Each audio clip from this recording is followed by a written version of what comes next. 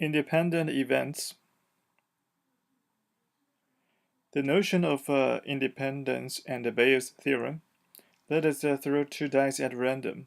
Let A be the event that the first die shows 6, and let B be the event that the second die shows 6. It is obvious that P of A, the probability of A, is equals to the probability of B is equals to 1 over 6, and the probability of A intersect B is equals to 1 over 36.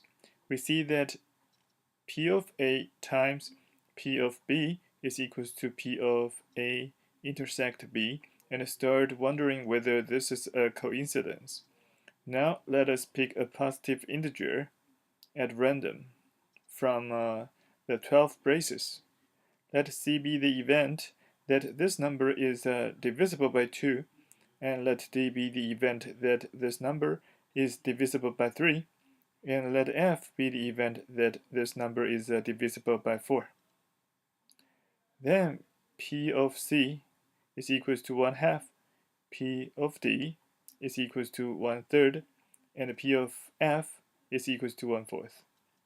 Furthermore, P of C intersect D is equals to 1 over 6, and the P of D intersect F is equals to 1 over 12. So the product rule seems to hold. However, P of C intersect F is equals to P of F, which is equals to 1/4, which is not equals to P of A times P of B, breaking the product rule. Why is it that sometimes we find that P of A times P of B is equals to P of A intersect B, and sometimes we find that P of A times P of B is not equals to P of A intersect B, as you have probably guessed? This is because sometimes the fact that A occurs makes the occurrence of B more likely or less likely, and sometimes it does not alter the chance that B occurs at all. For example, if we choose an integer from 1 to 12, then the fact that it is divisible by 2 certainly makes it more likely that it is also divisible by 4. Indeed, the number of all possible outcomes decreases from 12 to 6, while that of favorable outcomes does not change. On the other hand, the fact that our number is divisible by 2 does not change its chances to be divisible by 3. Indeed, the number of all outcomes decreases from 12 to 6, but the number of favorable outcomes also decreases from 4 to 2.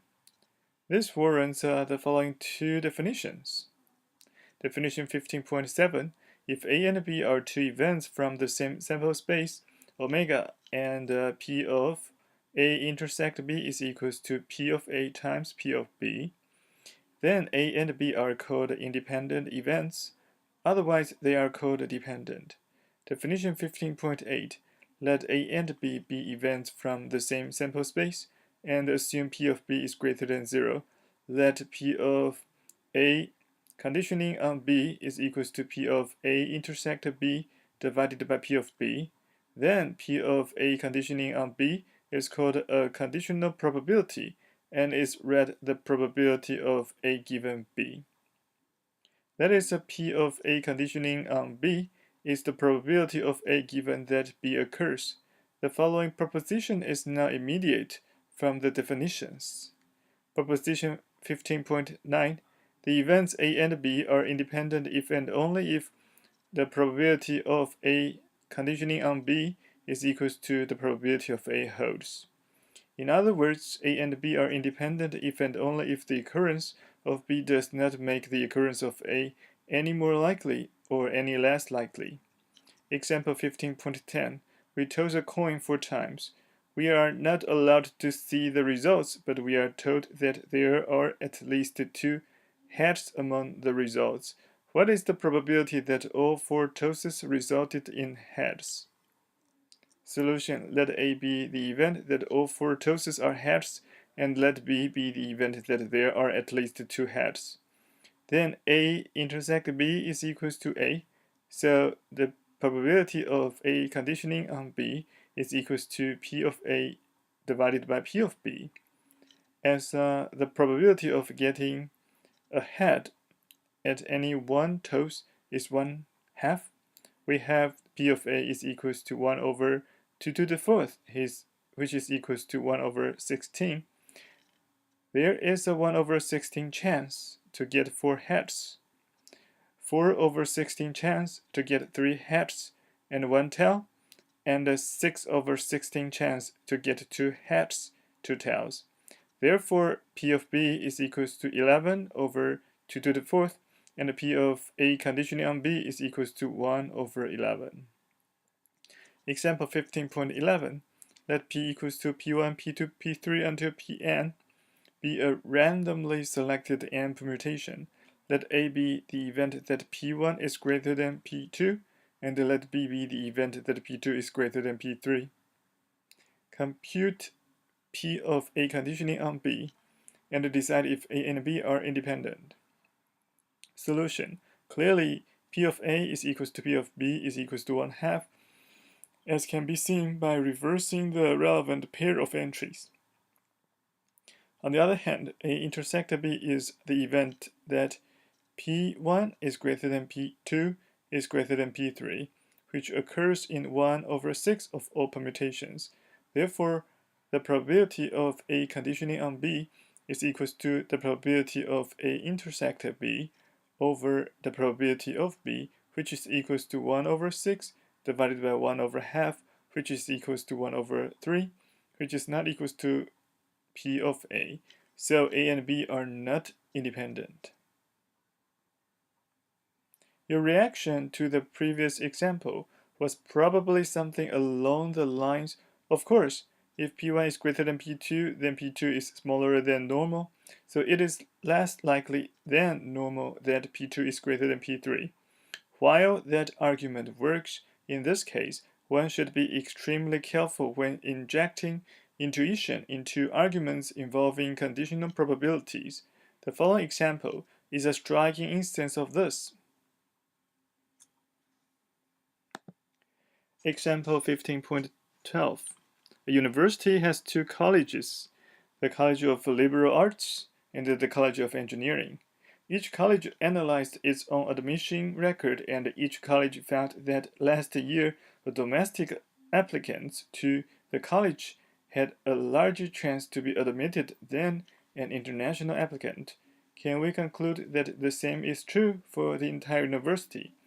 In this example, we assume that applicants can only apply to one college. Solution. No, we cannot. A counterexample is shown in figure 15.1.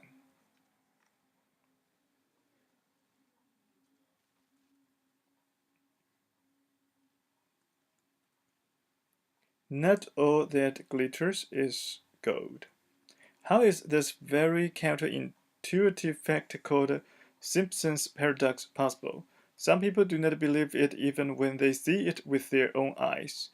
An imprecise but conceptually correct explanation is this.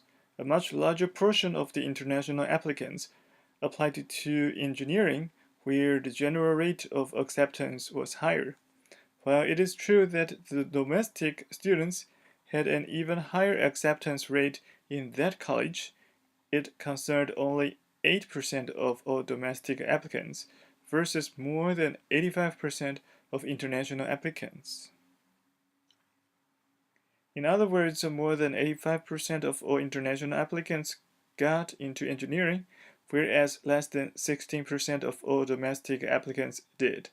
This is a huge difference, and the College of Liberal Arts, with relatively few applicants, cannot make up for that. In order to find a more precise explanation, we will need Bayer's theorem. Theorem 15.13. Bayer's theorem. Let A and B be mutually exclusive events so that A union B is equals to omega. Let C be any event. Then P of C is equals to P of C conditioning on A times P of A plus P of C conditioning on B times P of B. In other words, the probability of C is the weighted average of its conditional probabilities, where the weights are the probabilities of the conditions. Proof of Theorem 15.13. As A and B are mutually exclusive, A intersect C and B intersect C are disjoint, and since A union B is equals to omega, their union is exactly C. Therefore, P of C is equals to P of C intersect A plus P of C intersect B. And the proof follows as the first, respectively second member of the right-hand side agrees with the first, respectively second member of the right-hand side of 15.2.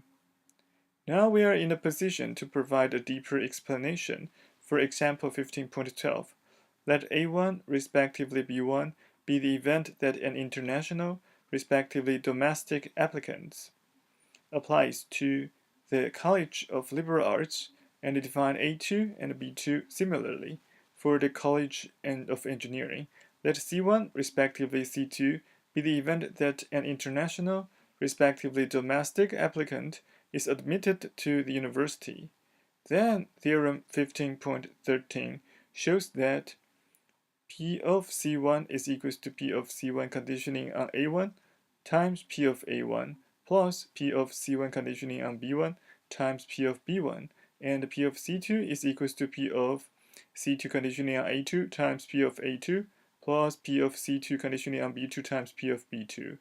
The criterion requiring that domestic students have larger chances to get accepted by any one college ensures that the probability of C1 conditioning on A1 is less than probability of C2 conditioning on A2, and the probability of C1 conditioning on B1 is less than the probability of C2 conditioning on B2.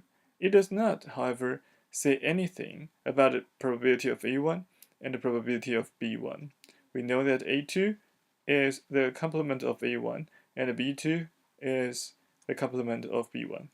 Therefore, we can choose A1 and B1 so that it is very advantageous for probability of C1 and very bad for probability of C2. We can do this by choosing probability of A1 to be large if the probability of C1 conditioning on A1 is large, and by choosing the probability of A1 small if the probability of a C1 conditioning on A1 is small. Similarly, we can choose the probability of A2 to be large if the probability of C2 conditioning on A2 is small, and vice versa. In other words, weighted averages are a lot harder to control than unweighted averages. Indeed, if we impose the additional condition that the probability of A1 is equals to the probability of B1 is equals to 1/2, or even only the condition the probability of A1 is equals to the probability of B1, then the domestic students would have a greater chance to be admitted to the university. The reader is asked to solve exercise 27 at this point. That exercise shows a typical example when Bayes' theorem solves a problem that does not seem to be simple at the first sight and whose results are important and counterintuitive.